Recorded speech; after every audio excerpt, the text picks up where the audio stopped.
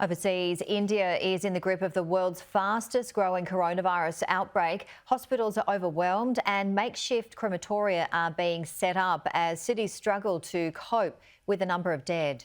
The number of new infections in India is doubling every 10 days. Sky News special correspondent Alex Crawford reports from New Delhi. And a warning, the following report contains images some viewers may find distressing.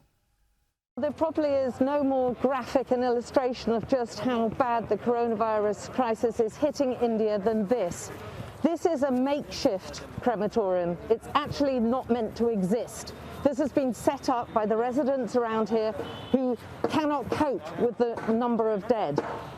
Behind me are all the funeral pyres that represent a mother, a father, a daughter, a son, an uncle, a loved one to someone, a friend to someone.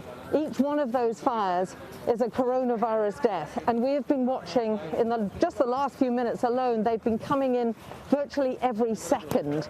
They simply can't cope.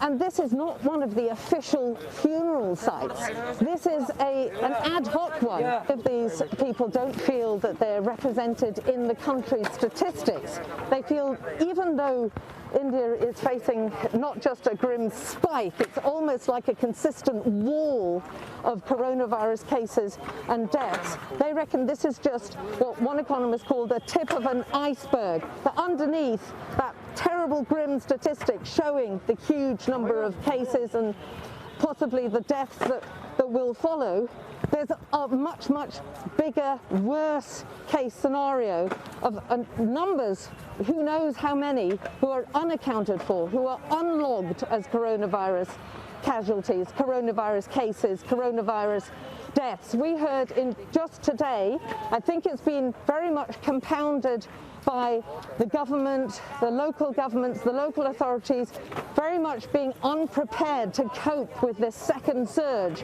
There is, as you can imagine, an awful lot of grief, an awful lot of anger and shock that they've been left in this position. They held a religious festival which attracted something like 10 million devotees. And all those people may well have been super spreaders or could be infected, or certainly a large number may well have been infected and have been asked to go into isolation. And this is going on 24/7 right now. They are the fires that simply do not stop burning. Coming up on Weekend Edition, our special Anzac Day coverage continues. We'll be live to Canberra to hear from the head of military history at the Australian War Memorial.